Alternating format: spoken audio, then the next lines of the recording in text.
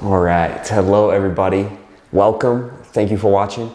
My name is Duke, and on this channel, we like to talk about a lot of stuff.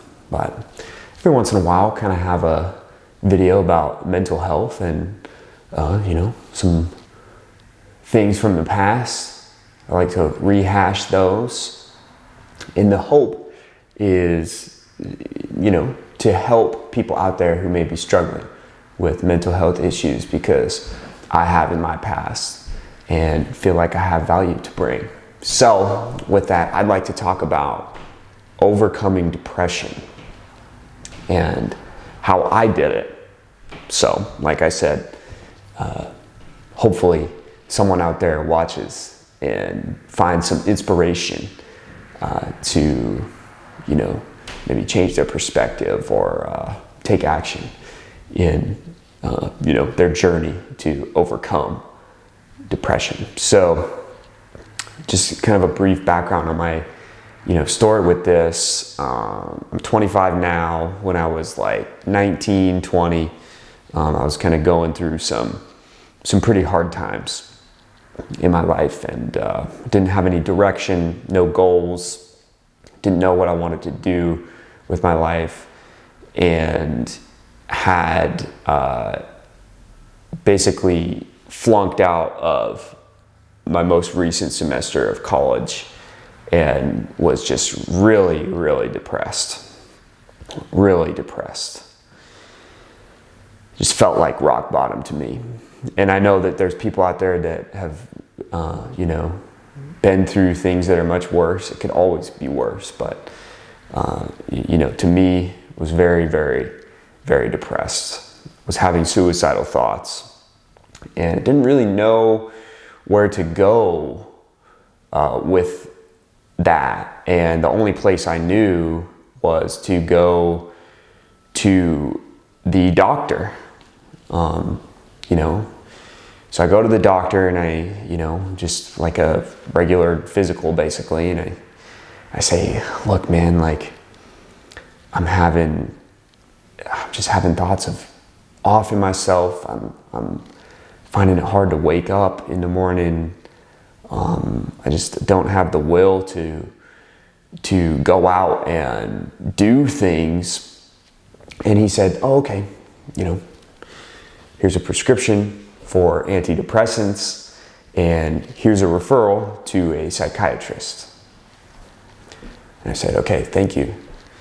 I started, the recommendation was take the medication for like a week or 2 weeks or something, and then go see the psychiatrist and get started on that. So I did that, and I just felt worse. I felt off. It didn't feel like it was helping me at all. And I looked at, I did some research on this particular drug that I was taking, and the number one side effect is suicidal thoughts. And I was so disturbed by that. That I threw away the pills. And I just remember in that moment having an epiphany that that nobody was going to save me. That this was the best that modern medicine could do, and this is the outcome. And I basically made a decision that in that moment, that I wasn't going to let my life be dictated by this. I just remember thinking, like, I am going to overcome this. And I don't need anything other than willpower and action. And again, I never went to the psychiatrist. I followed the instructions I was given, and I just had a hunch that it wasn't going to work, and I said, screw that, I'm not doing that. I never called the psychiatrist. I never set up a meeting. I threw away the pills, and I said, okay, I'm going to turn my life around. I'm going to engage in something that is going to lift me up and out of this. And, you know, I was working nights, just waiting tables. And during the daytime, I decided that I was going to read books. And that was going to be, I just needed to focus my mind on something other than the chaos that was going on up here. And I started reading books. I would wake up early in the morning. You know, not at first. I had to develop this like discipline, but I basically just started reading books, and just, it was so therapeutic to me to have my mind be engrossed by an activity that wasn't thinking. It was, you know, when you're reading a book, right, and you're actually paying attention to it, you're being stimulated, right? The information is flowing in and stimulating your brain. It's popping off the thoughts. When you're not reading and you're going through the kind of like negative feedback loop of depression, then your mind is being stimulated by overthinking, and there's a more scientific explanation than that as well, you know, like neurotransmitters, a chemical imbalance and whatever. But basically your thoughts are, you know, dominating you and your actions in this like anxiety and you know, these reinforcing loops in your mind of just negative thoughts, basically.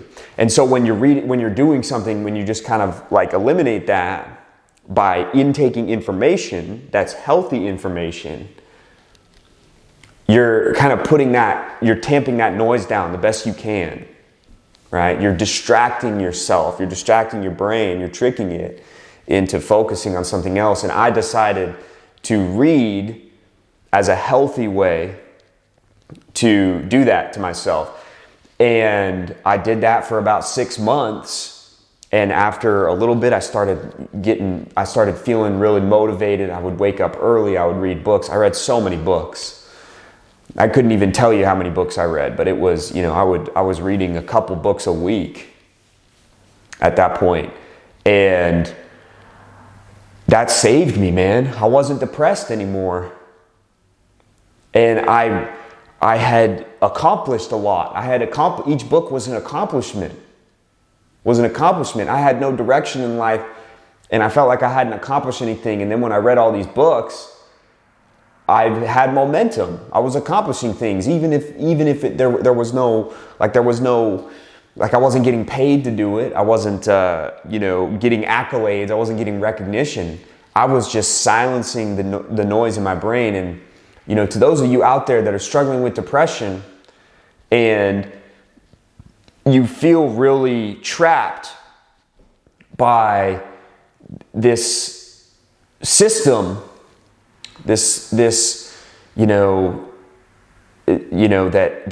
you need a medication and you need this and you need that you need anything other than willpower and just making a decision that you're not going to be this way anymore, and then filling your brain with healthy thoughts. It worked for me, is all I can say. It worked for me. I never needed medication. I learned so much from all the books I read, which were all like self-help, like nonfiction type books as well, because I really wanted to change my life. I wanted to improve. And that's what happened.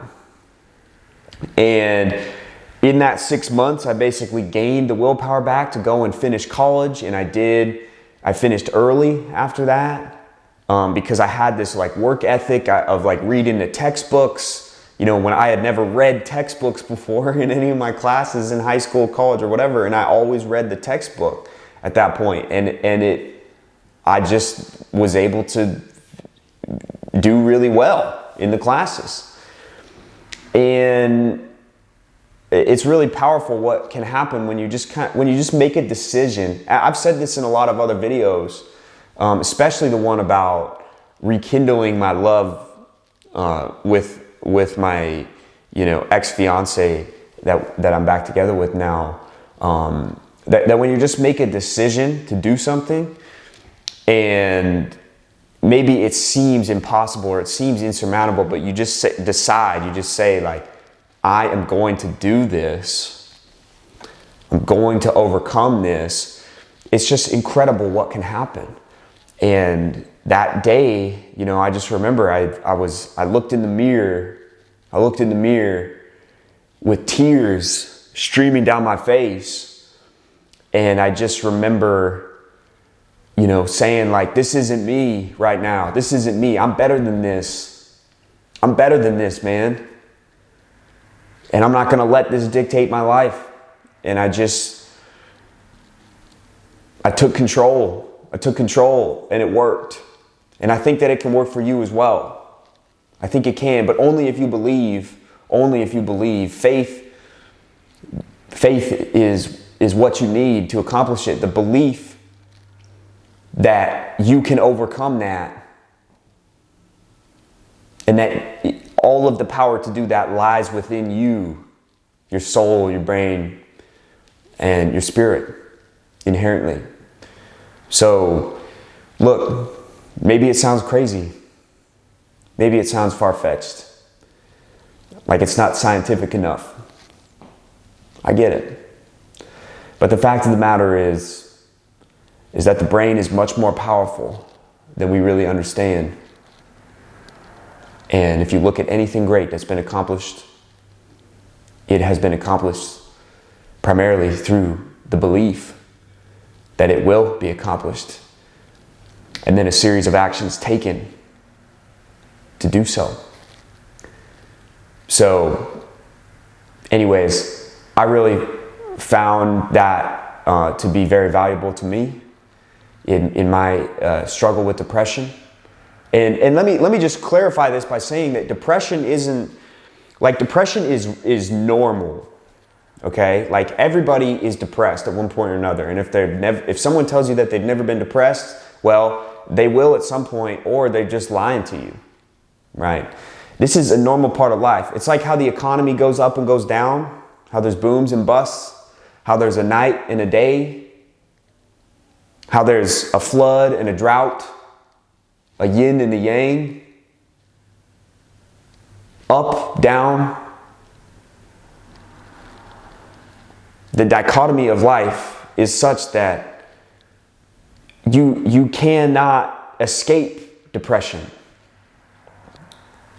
That's the wrong way to say it. You can overcome it when it happens to you, but thinking that once you're depressed that something's wrong with you, that's not that. I don't agree with that line of thinking, because life is like this. It's waves. And when I'm down, when I'm feeling down, when I'm feeling depressed, I always, since those moments where I was in that lowest of low, and I sprang up from that, every time I'm feeling down, depressed, low on myself, I really start to realize that great things are coming, because it's only up from here. It's only up from here. And that's a champion's mindset. That's a winning mentality. That's a winning mentality. So much of life is mental. So look, don't feel ashamed because you're depressed out there. I know it's easy to. It's hard to ask for help. It's hard to be vulnerable. But you need to be vulnerable with yourself first and get real about the way that you feel. Because if you don't, you're gonna hold it in, and it's gonna crush you. So don't do that. For you, don't do it. Not because I said so, but for you. As someone who's been there and who's found a way to overcome that when it happens in my life, I really do believe that if you follow a system similar to what I have described here today, that if anything, your life will improve. Will it fix you forever? Will you never go through hard times again? No, of course not. But you will know how to overcome them better. So anyways, again, my name is Duke. If you've liked this content, then be sure to like and subscribe. And until next time, catch you later. All right, see ya.